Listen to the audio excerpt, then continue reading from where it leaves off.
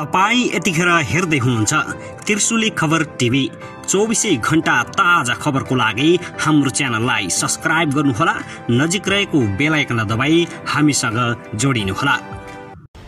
एमाले अध्यक्ष केपी शर्मा ओलीले आज लघु चलचित्र सम्बन्धी कार्यक्रमलाई सम्बोधन गर्ने मोदी सामु सीमाबारे बोलेका देउबाको भ्रमण कति सफल भयो त चुच्चे नक्सा नै गाय पारेको एमालेको आरोप।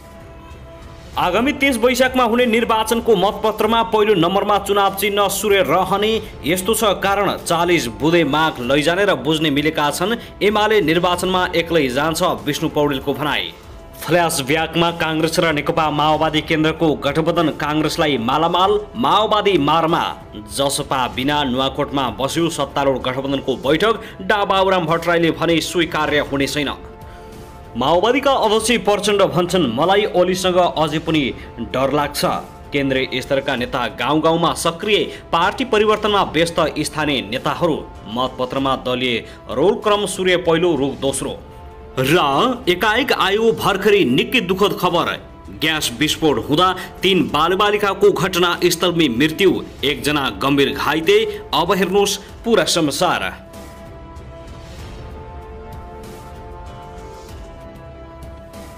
दर्शक महानुभाव नमस्कार, तपाईलाई हार्दिक स्वागत छ हाम्रो च्यानल त्रिशुली खबर टिभीमा।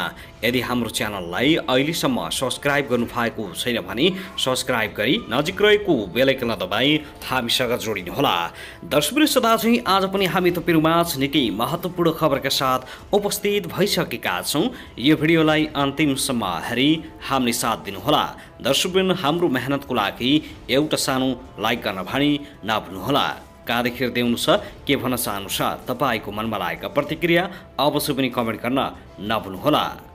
दर्शकवृन्द, पछिल्लो समयमा स्थानीय तहको निर्वाचन सँगसँगै नेपाली राजनीतिका शीर्ष नेताहरू देश दौडामा छन्। एकले अर्कालाई गाली गर्नमा नि व्यस्त छन्। एजेन्डा बिनाको देश दौडामा रहेका नेकपा एमाले अध्यक्ष केपी शर्मा ओली त छन्, माधव कुमार नेपाल र प्रचण्डलाई मुखमा आए भरिको गाली गर्न पछाडि हटेका छैनन्। त्यस्तै माधव कुमार नेपालले पनि ओलीलाई मुखभरिको गाली दिइरहेका छन्। के गाली गर्दैमा निर्वाचन जितिन्छ भन्ने के ठान्छन् यी शीर्ष नेताहरू? तपाईको प्रतिक्रिया के छ? जसले राम्रो गाली गर्यो उसैलाई भोट जान्छ भन्ने यिनीहरूको दिमागमा छ त? तपाईको मनमा लागेको प्रतिक्रिया अवश्य पनि कमेन्ट गर्न नभुल्नुहोला। आउनुहोस् अब पहिलो खबरतर्फ लागौं। 30 वैशाखमा हुने स्थानीय तहको निर्वाचनमा प्रयोग हुने मतपत्रमा नेकपा एमालेको चुनाव चिन्ह सूर्य पहिलो नम्बरमा रहने भएको छ। यसैगरी नेपाली कांग्रेसको निर्वाचन चिन्ह रुख दोस्रो नम्बरमा रहनेछ। आयोगले स्थानीय तह निर्वाचन ऐन 2073 को दफा 26 को उपदफा 6 मा भएको व्यवस्था अनुसार स्थानीय तहको निर्वाचनका लागि राजनीतिक दलको चुनाव चिन्हको रोल क्रम निर्धारण गर्ने भएको हो।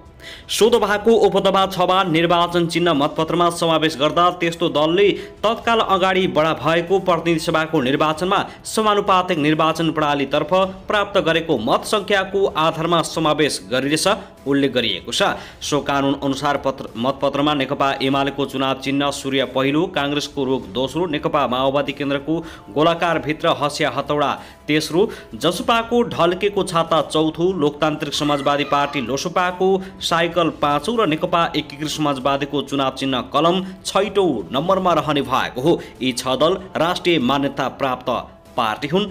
यसैगरी 7औं नम्बरमा विवेकशील साझा पार्टीको चुनाव चिन्ह तराजु, 8औंमा राप्रपाको हलो, 9औंमा जनमोर्चाको गिलास र 10औं नम्बरमा नेपाल मजदुर किसान पार्टीको चिन्ह मादल रहने आयोगले जनाएको छ। दर्शक, त्यसैगरी नेकपा माओवादी केन्द्रका अध्यक्ष पुष्पकमल दाहाल प्रचण्डले प्रतिगमन र प्रतिक्रियावादीहरूलाई परास्त गर्न गठबन्धनको जरुरत भएको बताएका छन्। आज महतरीको बर्दिवास र गौशाला नगरपालिकाले आयोजना गरेको छुट्टा छुट्टी कार्यक्रममा पुगेर उनले यस्तो बताएका हुन्। माओवादी केन्द्र संविधान र संहिताको रक्षाको लागि निरन्तर लागि परेको बताउँदै अध्यक्ष प्रचण्डले भने केपी ओली गुटले सुरु गरेको प्रतिगमनलाई त अन्त्य गर्यौं, तर प्रतिगमनको खतरा अझै पनि बाँकी रहेको छ। अध्यक्ष प्रचण्डले केपी गुट नै प्रतिगमनको पक्षमा रहेको बताएका छन्। नेकपा एमालेले महत्त्वपूर्ण विषयलाई व्यवस्था गर्दै निरन्तर संसद अवरुद्धमा लागेको बताउँदै कतिपय मधेसका मुद्दाहरू समेत ओझेलमा पर्नु मुख्य कारण नेकपा एमाले नै भएको आरोप लगाएका छन्। मध्य प्रदेशमा मुख्य समस्याको रूपमा रहेको नागरिकताको मुद्दालाई समेत माओवादी केन्द्रले बोकिरहेको अध्यक्ष प्रचण्डले दाबी गरेका छन्।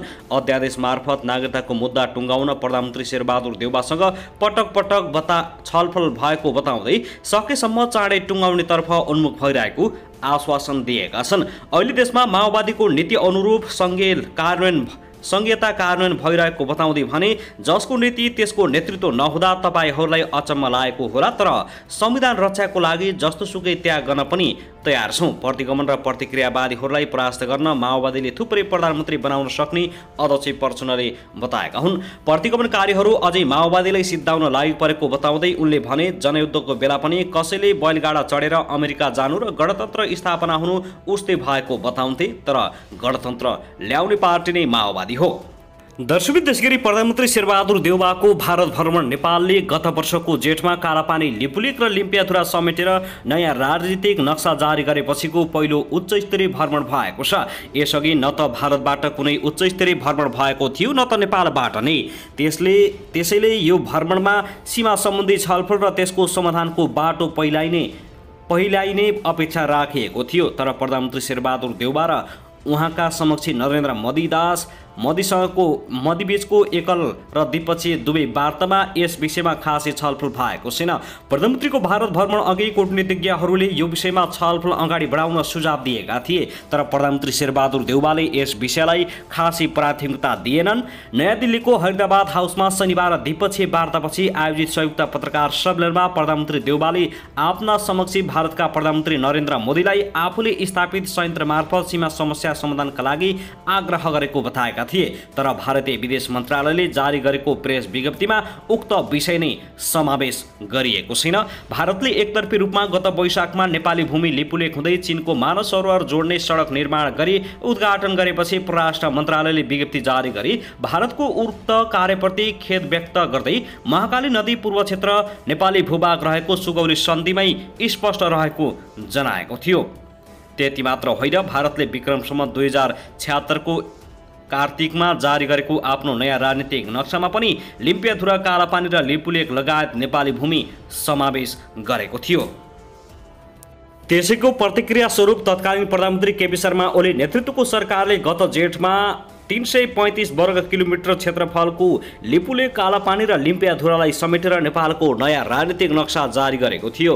उक्त कार्यमा सबै राजनीतिक दलसहित नेपाली काङ्ग्रेसको पनि समर्थन रहेको थियो। नेपाल सरकारको उक्त कार्यको तत्काल विरोध गर्दै भारतले उक्त क्षेत्रलाई विवादित क्षेत्र भएको बताएको छ, तर भारत आफैले पनि त्यसलाई पनि लिपुलेक जोड्ने सडक विस्तार भइरहेको तथ्य सार्वजनिक गरेपछि नेपालमा भारतको उक्त कार्यको विरोध भएको छ।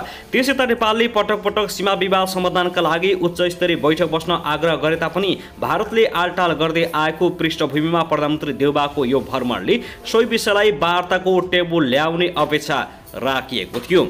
कूटनीतिज्ञ प्राडा जयराज आचार्यले त्यो अर्थमा प्रधानमन्त्री शेरबहादुर देउवाको भ्रमणको औचित्य पुष्टि हुन नसकेको टिप्पणी गरेका छन्। उनले आइतबार नेपाल समाचारपत्रसँग भने सिमानाको कुरा सल्टाउन सकिन्न भने नक्सा सार्वजनिक गरेर किन विवाद मात्र सिर्जना गरेको।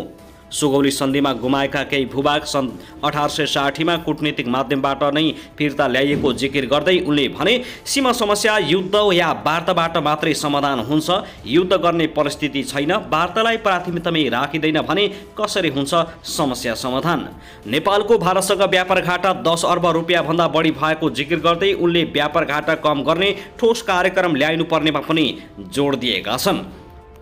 दर्शकबिन, त्यसगरी सिन्धुपाल्चोकमा खाना पकाउने ग्यास सिलिन्डर पड्केर आगलागी हुँदा घरभित्रै जलेर 3 बालबालिकाको मृत्यु भएको छ। बाह्रविसे नगरपालिका 8 मानसारा स्थित लामाटोलमा मिनबहादुर तामाङको घरमा आइतबार साँझ 6:30 बजे खाना पकाउने क्रममा सिलिन्डर पड्केको हो। घटनामा मिनबहादुरका 10 वर्षीय छोरा ईसा तामाङ, उनका भाइ कुमार तामाङका 6 वर्षीय छोरा सरगम तामाङ र छिमेकी पदम तामाङकी 2.5 वर्षकी छोरी दिव्या तामाङको घटनास्थलमै मृत्यु भएको हो। सिलिन्डर पड्किँदा 3 जना घरभित्रै खेल्दै थिए। बालबालिकालाई उद्धार गर्न घरभित्र छिरेका मिनबहादुर सख्त घाइते भएका छन्। उनलाई उपचारका लागि खाडीचौर अस्पताल लगिएको छ। हात र खुट्टा जलेको भए पनि उनी खतरा मुक्त रहेको स्थानीय चिनबहादुर तामाङले जानकारी दिएका छन्। खाना पकाउने क्रममा आइतबार साँझ 6:30 बजे सिलिन्डर पड्केर दुर्घटना भएको हो।